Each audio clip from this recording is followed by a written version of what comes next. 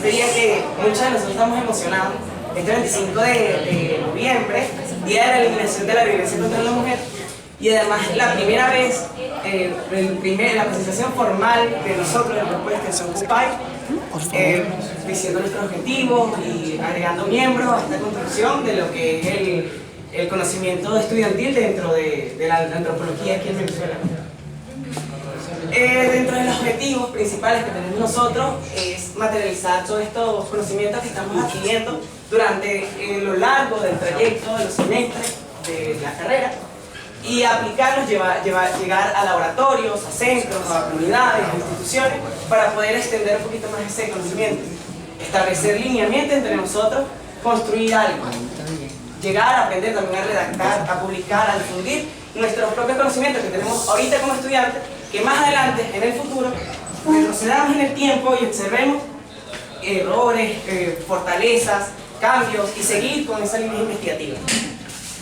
El día de hoy, esta ponencia, siguiendo con el esquema de grupo, una ponencia antes de cada trabajo de campo para contextualizar, generar, responder preguntas al estar en campo y decir: esto me lo dijo el profesor, esto me lo dijo X persona que tenga el conocimiento en el campo.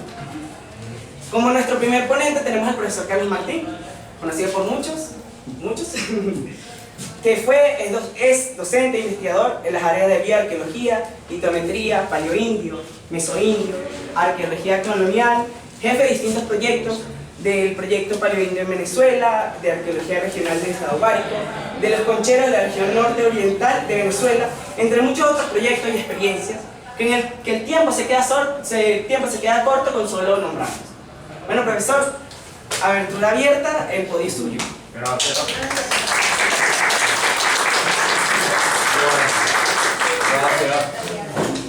Cuando esté en el cuarto semestre no me van a aplaudir tanto, pero por las horas. Bien, vamos a dar inicio entonces a esta breve charla. Una breve charla son toda una serie de tips que se pueden poner en práctica en campo cuando vayamos en campo. Sin embargo, estos tips, estos momentos que vamos a explicar ahora muy superficialmente, no nos acredita realmente para ir espontáneamente solos al campo a excavar ni hacer levantamiento de petroglifos, etc. Bien, recuerden que ustedes tienen toda una serie de requisitos que cumplir: introducción a la arqueología cuarto semestre, luego un seminario sobre técnicas de prospección y excavación arqueológica, arqueología de Venezuela, etc. ¿Bien? Eso nos da a nosotros todo el apoyo fundamental por la cual podamos ir al campo y poner en práctica los conocimientos que tú estás señalando, poner en práctica los conocimientos que tenemos en aula y sobre todo la experiencia, saber unir la teoría con la praxis, ¿bien?, de toda profesión.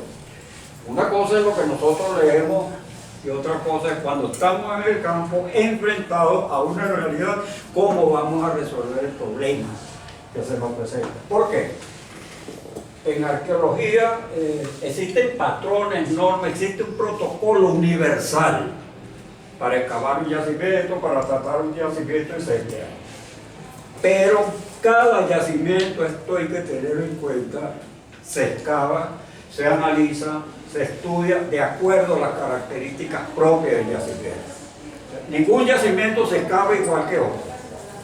Entonces, cuando ustedes sean profesionales de la antropología, la arqueología o cualquier disciplina que tengan, van a tener que tomar decisiones, porque 2 más 2 es 4, ¿bien? Pero en qué momento vamos a decir que 2 más 2 es 4 y vamos a obtener el mismo resultado en este tipo de disciplinas como la arqueología, la antropología física, la paleontología, etcétera, etcétera. ¿Bien? Puntualizando, el tema de hoy se refiere a los petroglifos. Vamos a conceptualizar un poco, ustedes lo tienen claro, qué es el petroglifo, qué son los petroglifos, etcétera, y qué es la prospección arqueológica, que es el tema, la temática central de esta charla. Petroglifo. ¿Quién me puede decir lo que es un petroglifo? El petroglifo está conceptualizado dentro de la historia y la cultura general, dentro de la historia del arte, aparecen los textos como arte rupestre. Un petroglifo es un elemento del arte rupestre, ha sido considerado como arte, pero no siempre una piedra grabada, que es lo que significa petroglifo, puede ser sujeto del arte. Una persona que hace 3.000, 4.000, 5.000 años grabó una roca, posiblemente en ese momento él no estaba pensando un arte, sino tratando de expresar un sentimiento de la comunidad, expresar un sentimiento individual que lo deja plasmado en la roca. Entonces una roca, un petroglifo, que les advierto, los petroglifos son uno de los elementos más complejos para estudiar dentro de la arqueología. Más complejos porque son elementos culturales que siempre están aislados. No están relacionados a otro tipo de elementos de cultura material, por ejemplo, lítica, hueso trabajado, cerámico trabajado. Son elementos que tenemos allí. Es una roca que está grabada y nos toca a nosotros tratar de interpretar, tratarlos de ubicar cronológicamente. ¿Bien? Entonces, para esto, tenemos que relacionar el petroglifo con otros elementos más, que es la pintura rupestre, que son los dendroglifos,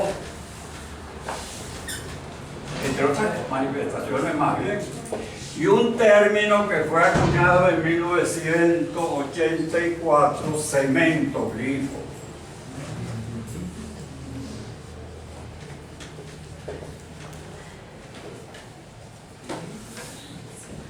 Entonces, ¿qué es un petroglifo? Es una roca que puede estar al aire libre o puede estar en un yacimiento hipogeo, o sea, una cueva o un abrigo rocoso que ha sido grabada. Uno de los elementos más comunes en los petroglifos pueden ser estos.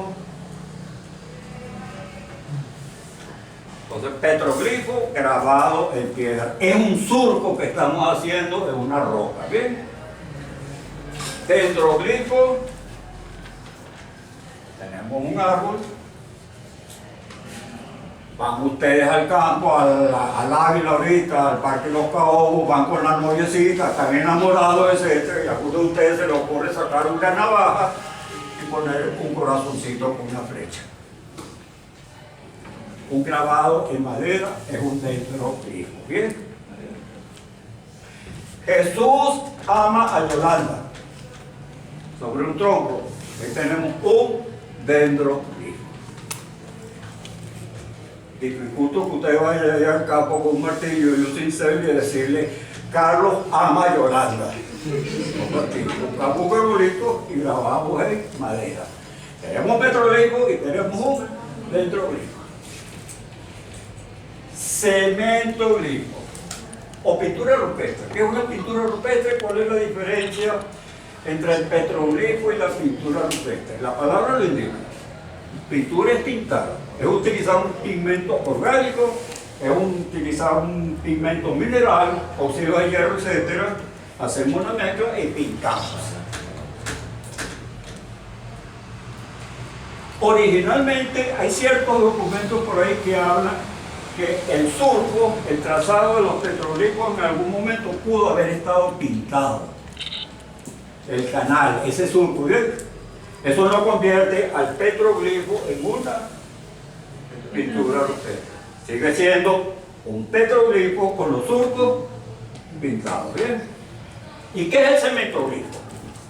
La palabra lo indica. Son grabados sobre cemento. ¿Por qué cementoglifo?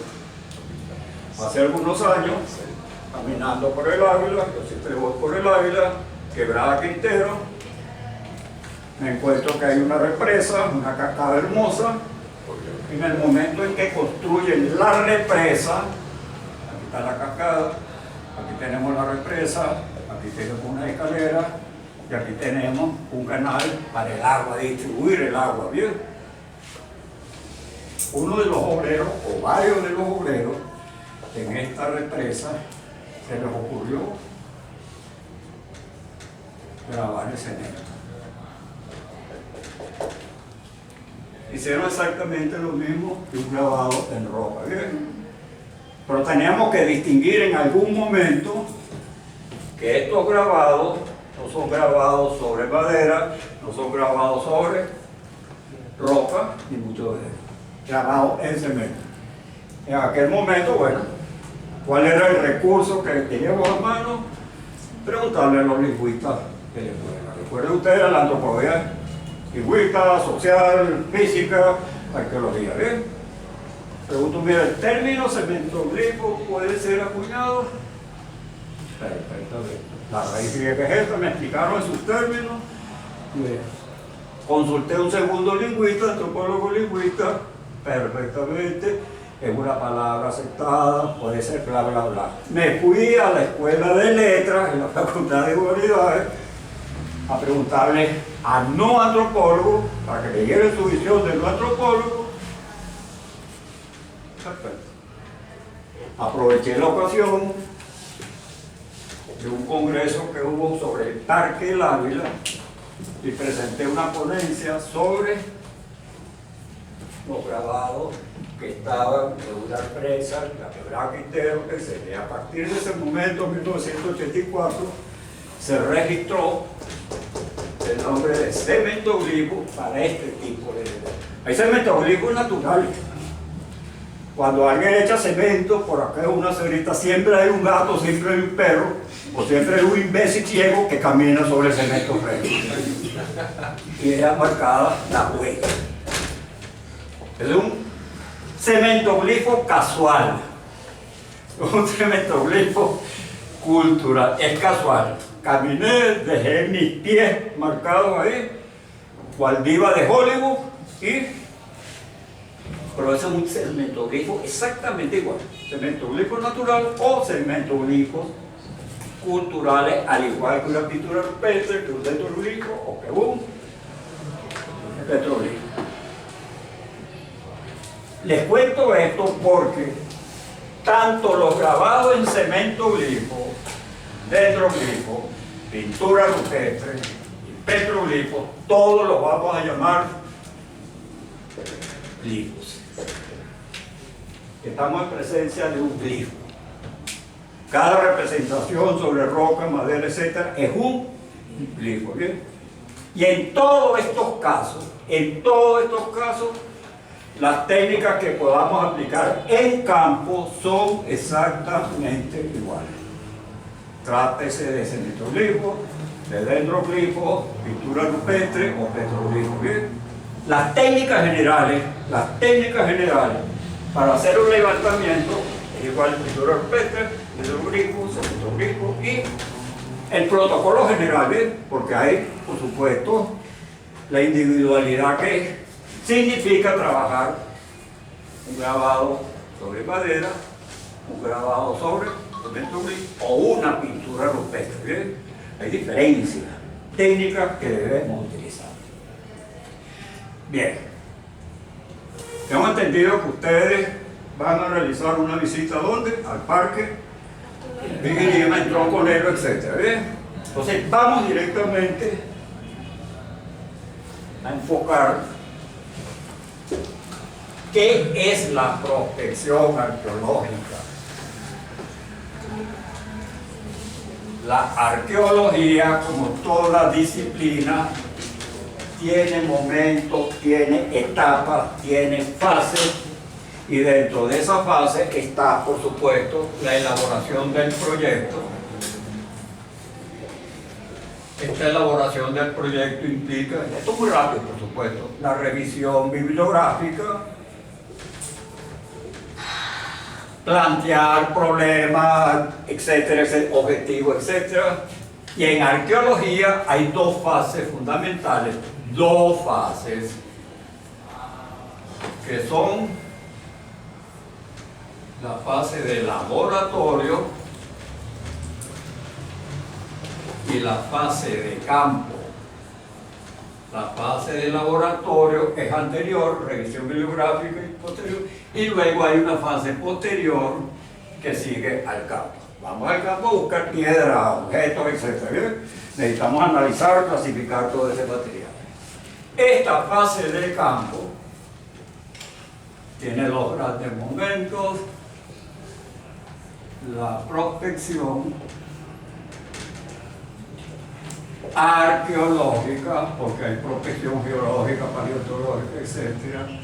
Y la excavación, la recolección superficial, eso depende de las características del yacimiento, o levantamiento planimétrico de petroglifos. ¿Estamos claros?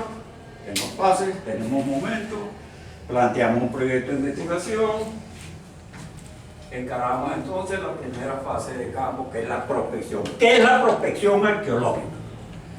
Algunos ya lo saben, han cursado introducción a la arqueología, han cursado el seminario sobre técnica de excavación, etc. Algunos están cursando ahorita cuarto semestre, hay otros que no ven. ¿Qué es la prospección arqueológica? Es el momento de investigar en el campo o ya tener un conocimiento previo sobre el yacimiento. Es la ubicación del yacimiento. En los manuales, en los libros de arqueología aparece prospección, búsqueda y localización del yacimiento arqueológico. A ese concepto, búsqueda y localización del yacimiento arqueológico, particularmente y de acuerdo a mi propia experiencia de campo, yo le añado una frase más: medición del potencial arqueológico del yacimiento. Localizo un yacimiento, no es solamente localizar, sino medir el potencial. ¿Qué significa medir el potencial del yacimiento? Verificar las cualidades del yacimiento, porque sobre la base de la prospección deriva toda la fase posterior: excavación, recolección superficial, levantamiento planimétrico, etcétera, etcétera. Entonces, medir el potencial, ¿qué significa? ¿Dónde se ubica, por supuesto, el yacimiento? ¿Cuál es el área del yacimiento? Si es un yacimiento chiquitico o si es un yacimiento muy extenso. Un yacimiento puede tener 15 y 20 metros cuadrados, pero otro yacimiento puede tener 1, 2, 3, 4, 5 kilómetros de extensión. Todas esas características, todas esas cualidades, las estamos estudiando, analizando en la fase de prospección. ¿Bien? Si el yacimiento es cerámico, si el yacimiento es lítico, si el yacimiento es solamente de petroglifos, si no hay cerámica asociada a los petroglifos, etc. Todas las características, todas las variables que nos permitan encarar la excavación arqueológica, la recolección superficial o la planimetría del petroglifo, que es lo que vamos a tratar hoy. ¿Estamos claros en esto? Tenemos fases de campo, tenemos que medir, tenemos que visualizar, etcétera, etcétera. Ahora que bien, ¿cómo vamos a localizar un yacimiento? No la vamos a explicar, son muchas técnicas. Hay una técnica que es al azar. ¿Qué es una técnica al azar? ¿Qué puede ser una técnica al azar? Estoy en la playa, comiendo cangrejo, comiendo otra. Voy al campo porque estoy tomando cerveza, que juega el garrote. 14, ¿cómo lo llama eso? Caja, full, eso le da un nombre. Caveras de cerveza. Estoy buchón, me voy al monte, voy a hacer pipí, y cuando estoy haciendo pipí encuentro una vacía. Ese es un encuentro casual, ese es un encuentro al azar. En estos encuentros al azar es muy importante una persona que es el informante. Tú vas a informar a la institución correspondiente, al especialista, que encontraste una vacía, que de milagro no di nada. Tuviste que apartar. ¿Okay? Esto es lo que rodea siempre a los hallazgos que tenemos en el campo. Pero también podemos localizar yacimientos no al azar.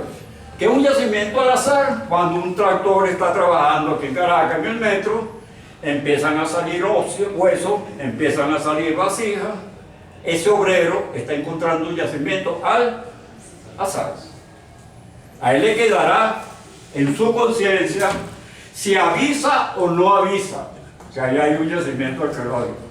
Por lo general, ¿por qué no avisa? Porque viene el arqueólogo, le dice, no pueden seguir excavando, hay que detener la obra, y eso cuesta dinero.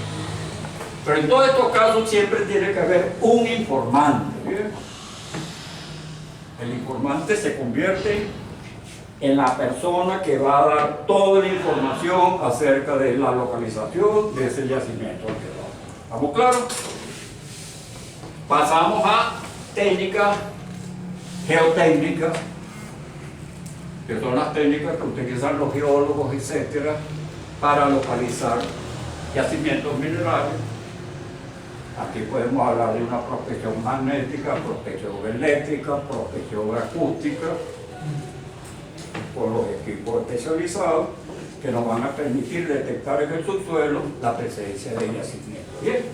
La aerofotografía son fotos tomadas desde el aire que vamos a visualizar sobre el terreno características que nos permitan detectar ese yacimiento arqueológico. ¿Bien?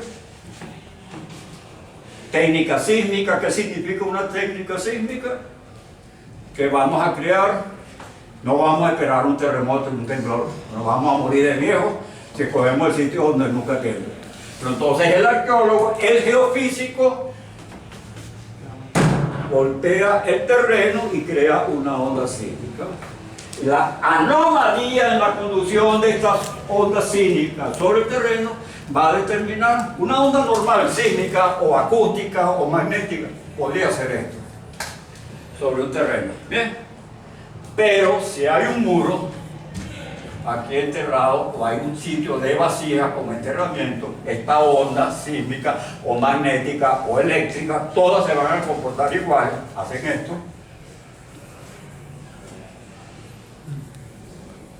Y muestran una anomalía. Todas estas técnicas se basan en presentar una situación anómala, comportamientos anómalos. Y ese comportamiento anómalo nos indica a nosotros, aquí hay algo enterrado. ¿Estamos claros? Son técnicas de prospección, etc. Ustedes tienen una excursión ¿a dónde? A Vigilima, ¿no? Sí. ¿Qué técnica de prospección van a practicar ustedes? Superficial. ¿Ah? Superficial. No. ¿Qué técnica? No tipo de yacimiento. ¿Cómo saben ustedes de Vigilima? Porque hay un individuo que les está diciendo a ustedes dónde queda Vigilima. No, tenemos... Están utilizando un informante. No al azar, pero un informante que tiene conocimiento acerca de un yacimiento arqueológico. Entonces el origen de esa información, de esa localización, ¿dónde está? En el informante, que fue el que descubrió el yacimiento al azar, etcétera, etcétera, etcétera. Bien, ¿estamos claros? Fue un poco rápido porque el tiempo se lo viene encima y hay que explicar muchas cositas. Entonces, la prospección, localizamos el yacimiento, verificamos cuáles son las características del yacimiento, nos damos una idea cómo vamos a trabajar en campo, y una vez obtenida toda esta información, asignación de clave al yacimiento, extensión del yacimiento, qué vamos a encontrar en el yacimiento, tenemos que comenzar por lo básico. ¿Y qué es lo básico? ¿Qué sería lo básico? Cuando llegas a un yacimiento, lo descubriste, sabes que hay en el yacimiento. El realizar un levantamiento planimétrico.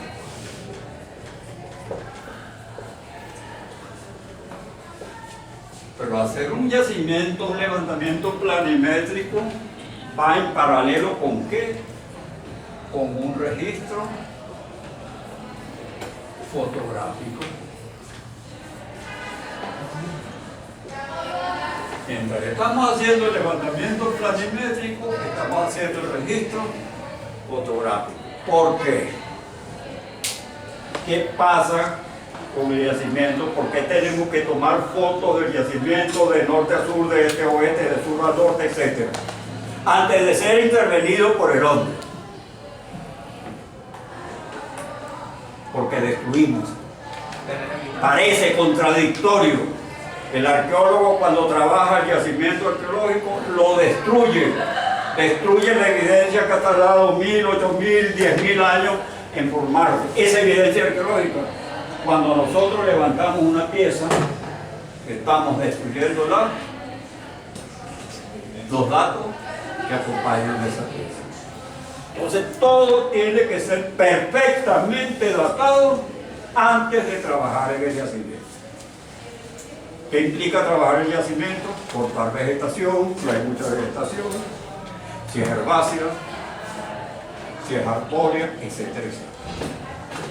Entonces, registro fotográfico antes de intervenir el yacimiento. Y ese registro fotográfico, si ustedes van a intervenir esta área, es una foto tomada de sur a norte, de norte a sur, de este a oeste y de oeste a este. Toda la imagen que podamos tener de ellos. Bien, llegamos al nacimiento, encontramos un gran terreno, encontramos una roca con petroglifo, encontramos otra roca con petroglifo, y encontramos una tercera roca con petroglifo.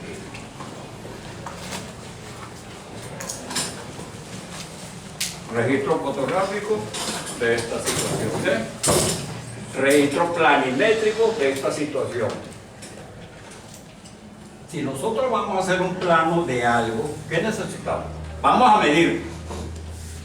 Necesitamos tener un punto de medición 0.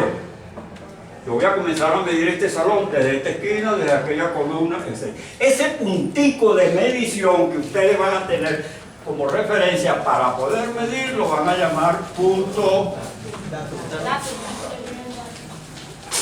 El punto datum es un punto inamovible que no vaya a ser destruido, etcétera, porque todas las medidas las vamos a tomar a partir de un punto datum, que lo vamos a marcar de esta manera o lo vamos a marcar de esta manera. Es igual el símbolo que vamos a utilizar. ¿Bien? A partir de este punto datum, hay alguien por ahí con una brújula, está determinando el norte magnético.